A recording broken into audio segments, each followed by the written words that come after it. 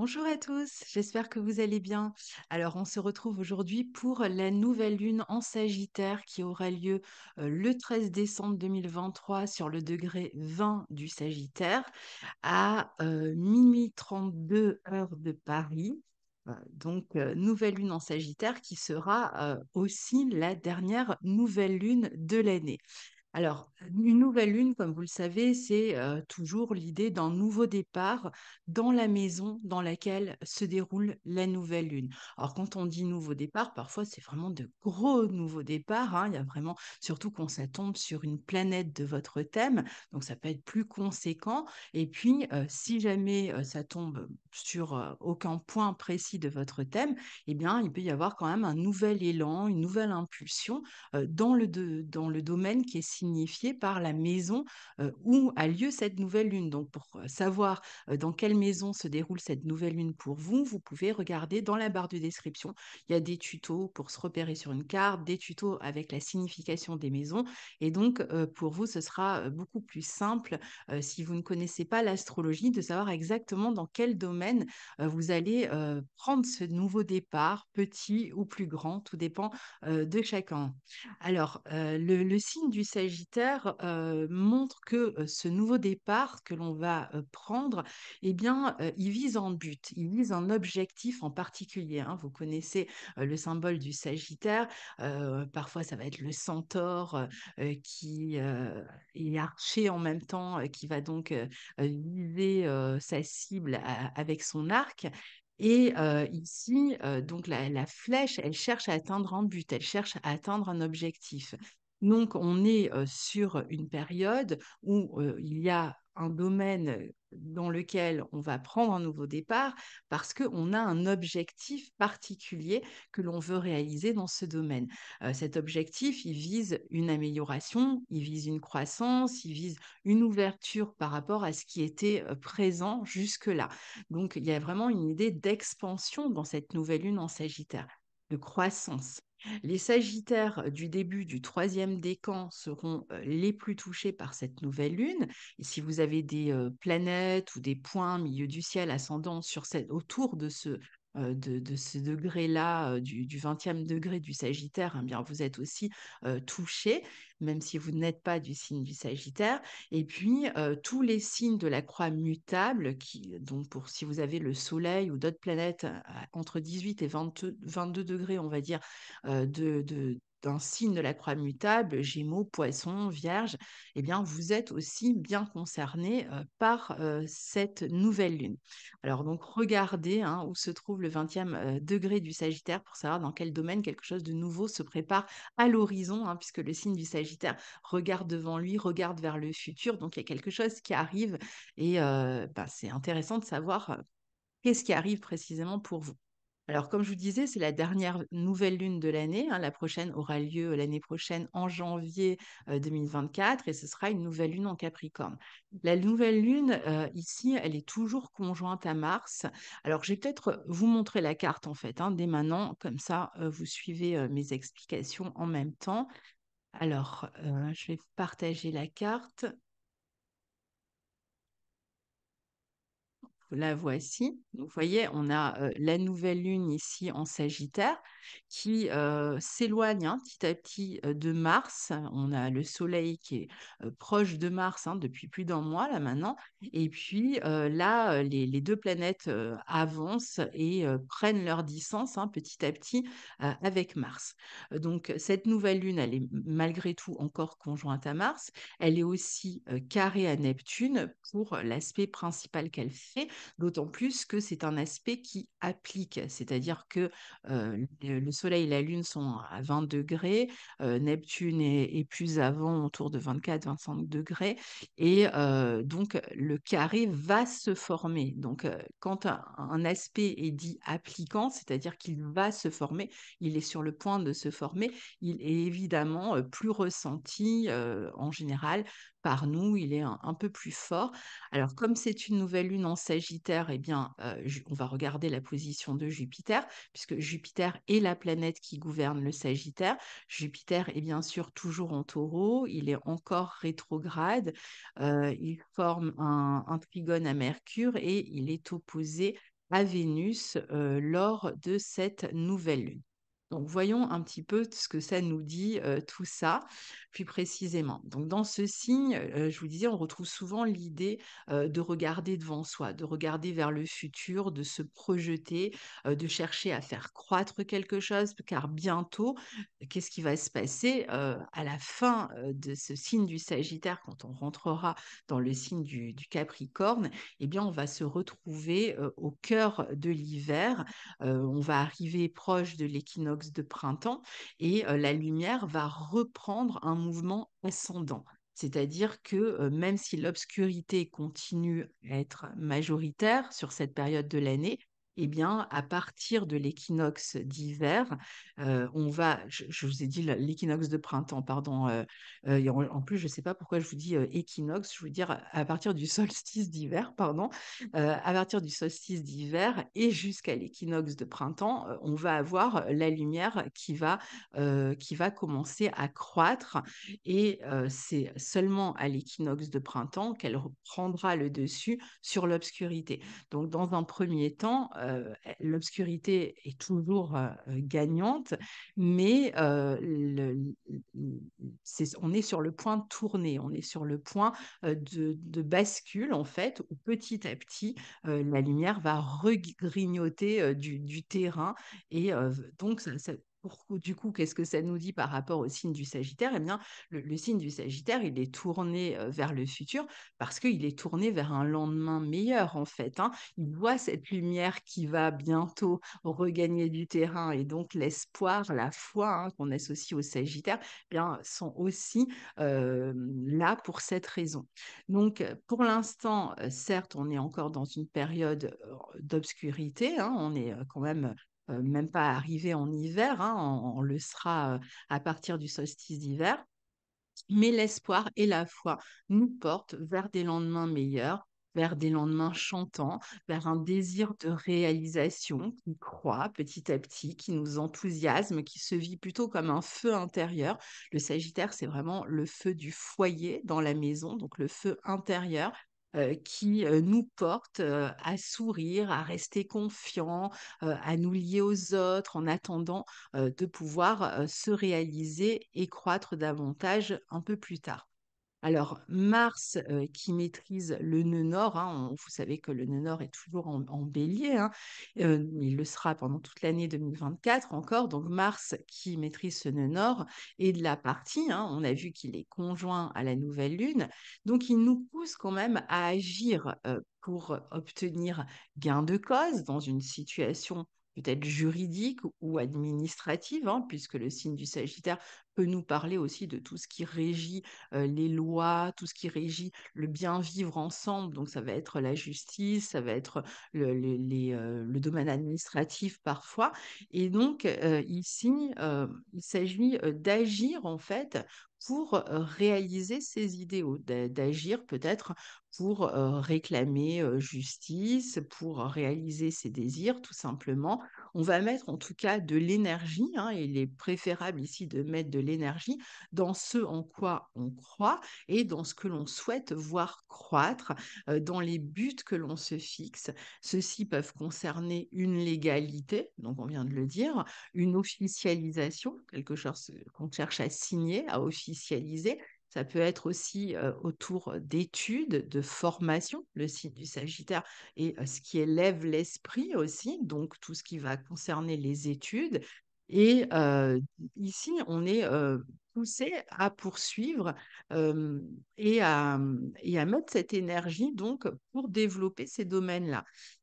Ou une évolution, on peut chercher à évoluer par notre savoir, par des voyages. Il peut y avoir des histoires aussi avec l'étranger, des mutations, des voyages en attente aussi, des départs qui vont aussi concerner cette nouvelle lune. Alors, on va voir de quelle manière, hein, parce que tout n'est pas gagné ici, mais voilà, on continue à y croire et on continue à mettre de l'énergie dans tout ça. Pour d'autres, ça va concerner plutôt l'idée de développer plus de liberté, de se libérer de certaines situations, ou d'acquérir plus de liberté dans leur vie. Et pour d'autres encore, le signe Sagittaire peut être lié aussi à la publication d'ouvrages, donc il peut être question de discuter avec des éditeurs, par exemple. Alors cette nouvelle lune, elle forme un aspect majeur. Ah oui, c'est vrai que je ne vous l'ai pas montré, c'est le quinconce à Uranus. Alors, je vais vous montrer ça tout de suite. Donc ici, on a la nouvelle lune qui est en quinconce à Uranus, qui lui-même est en taureau. Donc c'est vrai que ça, c'est l'aspect le plus étroit, le plus proche que l'on ait, encore plus que finalement le carré ici à Neptune. Donc, c'est une nouvelle lune qui va accentuer le besoin de se libérer d'une situation qui peut être contraignante. Et il faut croire qu'on va faire beaucoup, qu'on va vraiment mettre beaucoup d'énergie pour s'en libérer, se libérer de ces contraintes, de des difficultés qui pourraient nous empêcher de faire ce que l'on veut et de nous sentir libres, justement. Donc, on va être porté dans ce signe du Sagittaire, signe de feu, par une forme d'enthousiasme à l'idée de se libérer d'une situation, d'une contrainte peut-être matérielle pour certains et qui peut être plus liée à une notion de morale, de point de vue pour d'autres. Heu et pour se libérer parfois aussi peut-être d'un sacrifice qu'on a le sentiment, de faire depuis un moment. Alors en même temps, on est quand même dans une situation où il y a beaucoup d'incertitudes, beaucoup de doutes qui peuvent freiner cette libération. C'est possible que la situation soit liée à quelque chose de nouveau, que l'on souhaite ardemment, mais qui en même temps nous effraie ou, par exemple que cette situation, pardon, soit lié à de nouvelles personnes qui produisent le même effet, donc avec qui on n'est pas à l'aise ou on a on ne sait pas si ces personnes, en fait, on peut leur faire confiance ou pas. À quelque chose en tout cas, que l'on s par rapport à ce que l'on souhaite mettre en place, qui nous sort de notre routine, de nos habitudes, quelque chose qui est en voie d'élargissement, mais qui comporte des éléments de stress, des éléments de doute, des déceptions, comme si l'idéal qu'on s'était fixé n'arrivait pas à être atteint. Et ça, c'est vrai que pardon, j'ai vraiment plus de voix aujourd'hui, que le carré à Neptune, en fait, et la raison pour laquelle on est dans cette incertitude, on est un peu sur des sables mouvants, on a le sentiment peut-être parfois de ne pas être compris. Il y a quelque chose que l'on souhaite et dont on ne connaît toujours pas l'issue peut-être, hein, qui est encore dans l'attente ici, qui tarde à s'officialiser et qui reste flou. Ça peut être une situation qui peut aussi se dénouer d'une manière un peu extraordinaire alors qu'on avait presque perdu espoir et qu'on n'y croyait plus. Donc c'est vrai que le quinconce à Uranus pourrait éventuellement amener une solution là où on craignait une déception. Donc il y a quand même un espoir pour que la situation finalement se résolve. Alors ce carré à Neptune en Poisson, c'est là un petit peu que repose la problématique parce que, d'un côté, il va falloir garder la foi tout en étant capable de ne pas se leurrer et de ne pas s'illusionner. Alors c'est compliqué justement parce que si on n'a pas suffisamment d'éléments concrets, qui nous permettent de continuer à croire en une situation qu'on cherche à réaliser ou un projet qu'on cherche à réaliser et qu'on est, comme ça dans une forme de foi, mais où on se dit: «Bon, bah, à force d'expérience, à force d'attente, à force de répétition, j'ai quand même le sentiment que si je continue à garder cette foi, bah, je suis naïf et en fait, je suis en train de m'auto-illusionner puisqu'il y a absolument pas moyen, de réaliser ce que je veux».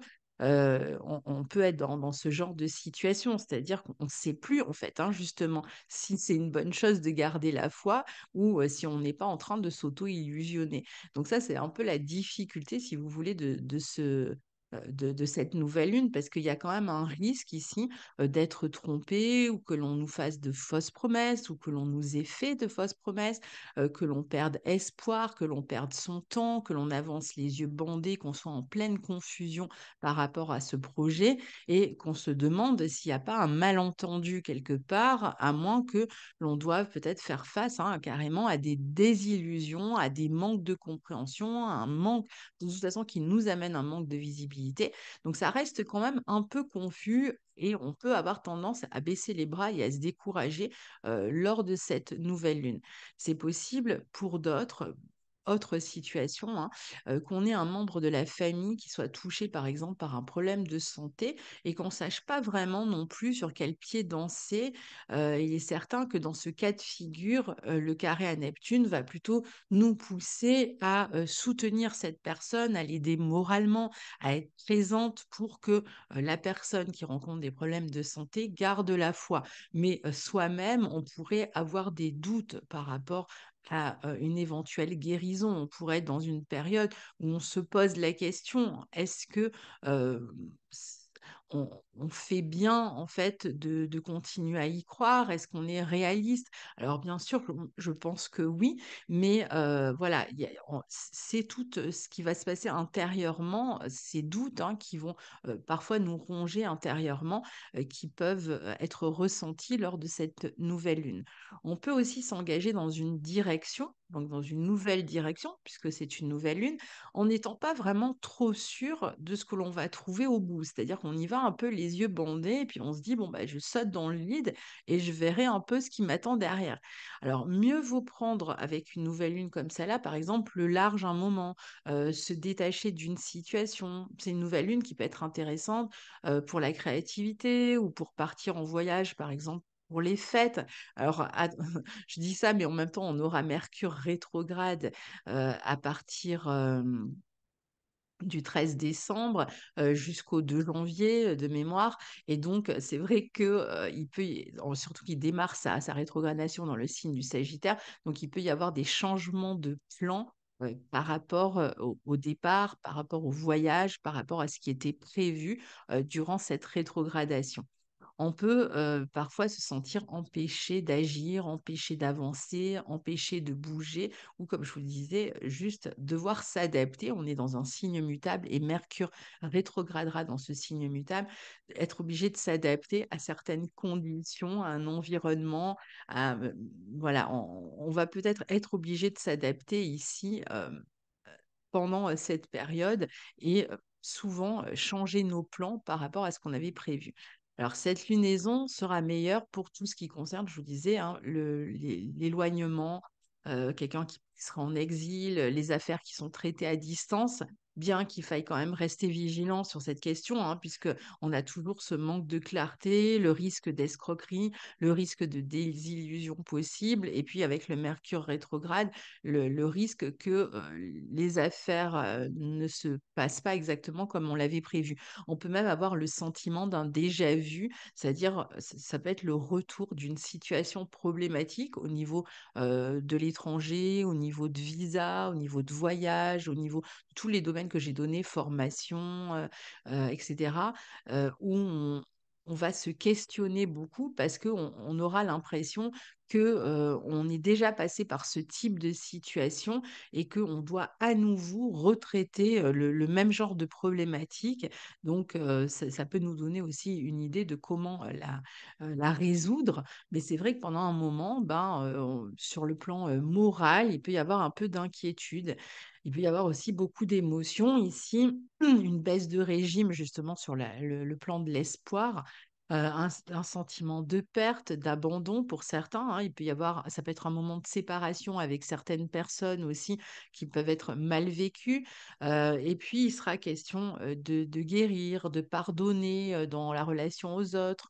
Dans certains cas, euh, surtout quand il y a un problème d'escroquerie, de tromperie, de désillusion, eh bien, de régler cette affaire, de réussir à communiquer là-dessus et de réussir réussir à redresser la barre. Ce que je pense on réussira à faire, puisque le début de la rétrogradation de Mercure se fera au trigone de Jupiter.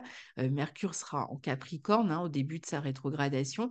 Et une fois que il sera repassé en Sagittaire, mais il va reformer le carré à Neptune.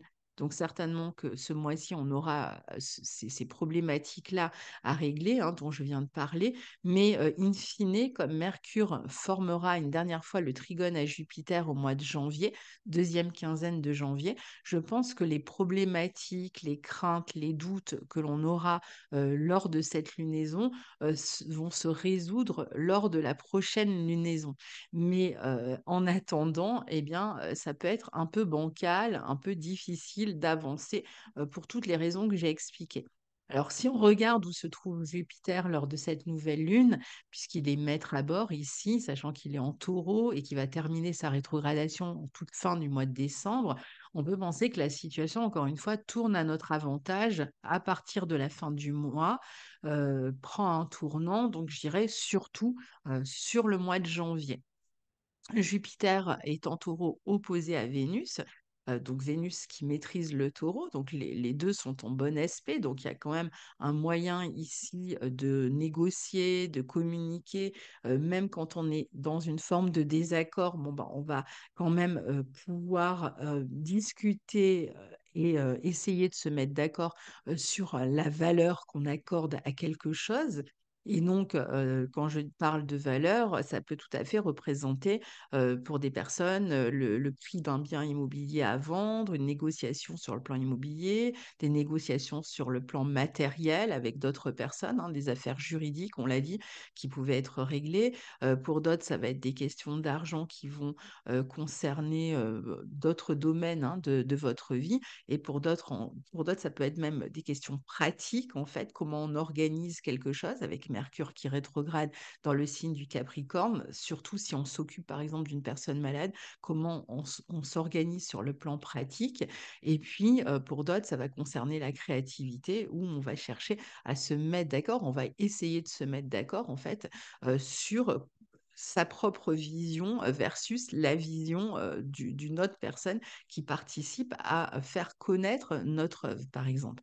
Donc, ça peut indiquer aussi qu'une situation financière est au cœur de cette nouvelle lune et le carré à Neptune, ben, du coup, ça peut représenter des dépenses importantes dans ce sens du nouveau départ et des discussions donc à avoir sur l'aspect matériel, comme je vous disais, à s'entendre sur les valeurs, sur un prix.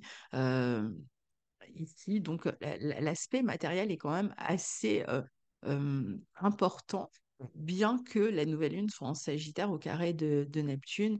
Mais on a vu, elle forme quand même un quinconce à Uranus qui lui-même est en taureau. Donc, on parle quand même de ces questions de valeur ici. Mercure en Capricorne bah, rencontre par sextile Vénus et trigone Jupiter. Donc, il va être le point qui relie Vénus et Jupiter. D'où cette importance de régler pendant la rétrogradation de Mercure, d'abord en Capricorne et ensuite en Sagittaire, ces questions de valeur, de vision, ces questions matérielles.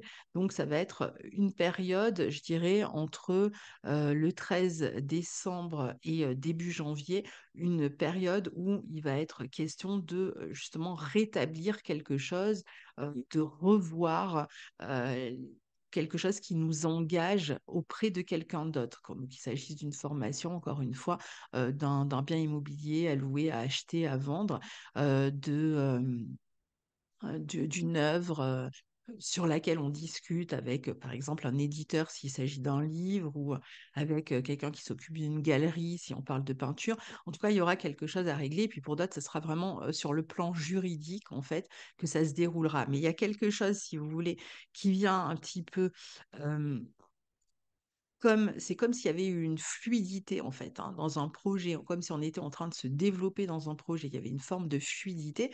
Et puis à un moment donné, il y a un hic.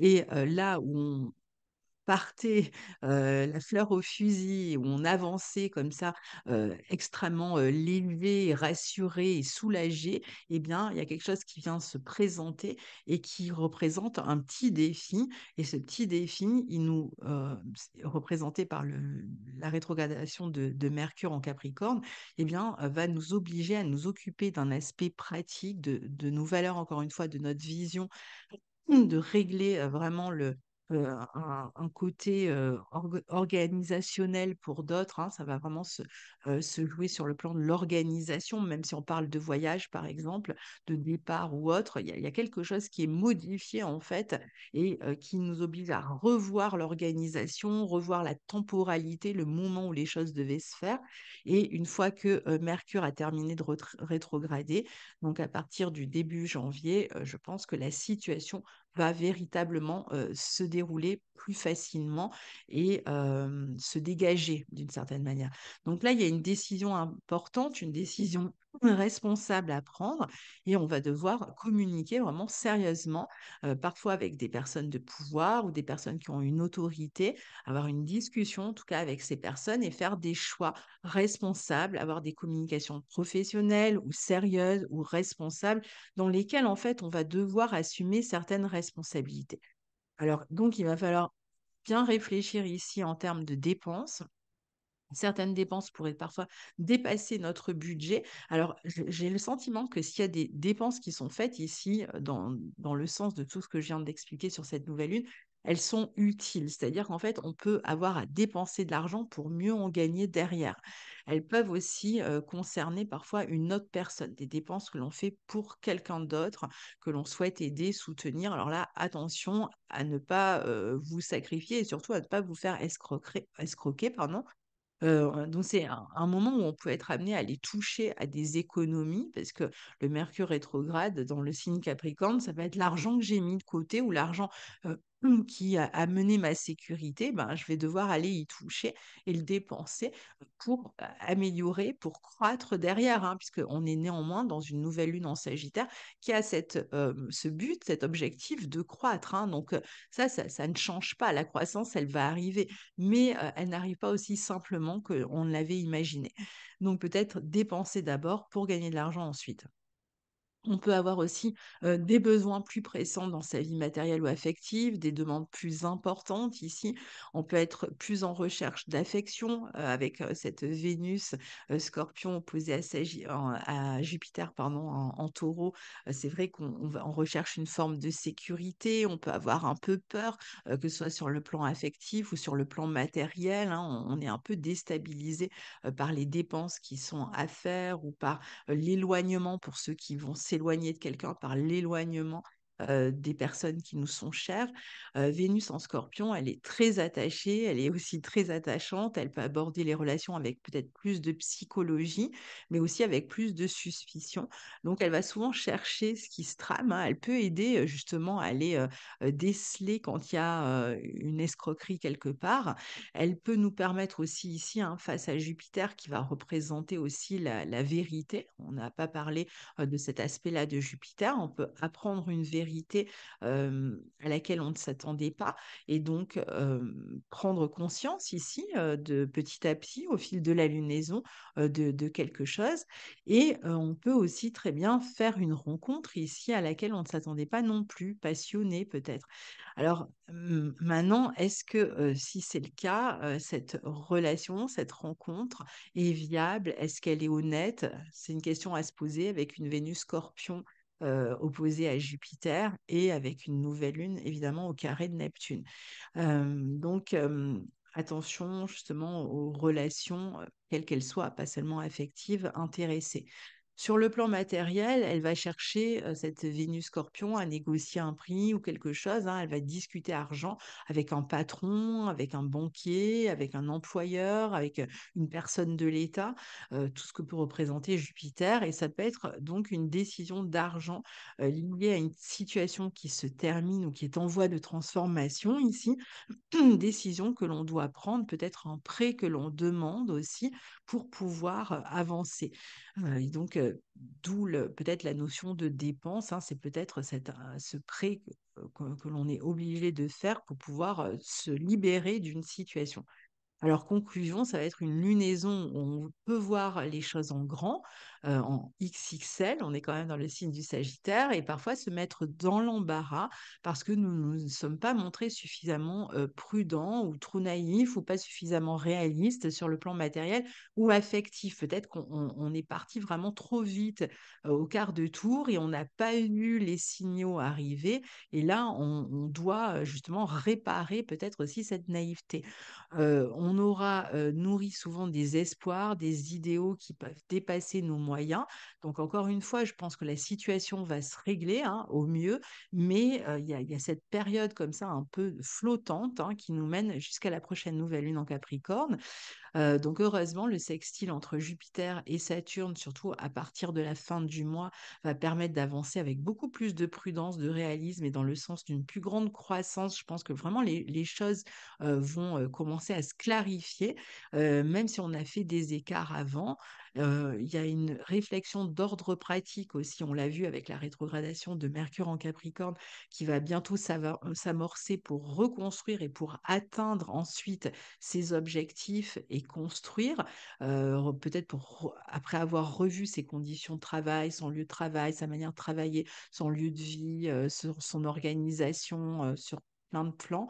Et donc, on va ou avoir discuté des valeurs et donc on va arriver mieux structuré, mieux préparé, je dirais, par rapport à une situation. Et l'idée ici, c'est quand même de rester intègre, de faire attention soi-même, évidemment, aux mensonges, et de faire attention aussi aux belles paroles qu'on pourrait recevoir, aux faux espoirs qui pourraient nous être donnés dans certaines situations. Donc, voilà pour cette nouvelle lune en Sagittaire. C'est pas une nouvelle lune qui va être forcément difficile, mais elle peut, juste pendant cette petite période de lunaison, hein, qui dure un mois, eh bien, c'est vrai, amener quelques difficultés à savoir comment se situer ou comment avancer dans une situation en particulier. Il peut y avoir beaucoup de doutes tout à coup, mais je vous le répète, le mois prochain, à la fin de la rétrogradation de Mercure, quand Mercure repassera en Capricorne, deuxième quinzaine de janvier, et qui sera en bon aspect de Jupiter, et qu'en plus on aura Jupiter qui sera redevenu direct, qui formera ce bel aspect de sextile à Saturne, je pense que la situation va se rétablir au mieux. Donc gardez ça en tête si jamais vous traversez une période de flou. Et puis on se retrouve très bientôt pour la suite des aventures astrologiques. On devrait se revoir quand même avant les fêtes, donc je ne vous souhaite pas de bonnes fêtes tout de suite, bien que je l'ai déjà fait dans les horoscopes du mois de décembre, mais on aura l'occasion de se ressouhaiter nos meilleurs vœux un peu plus tard. À très bientôt. Au revoir.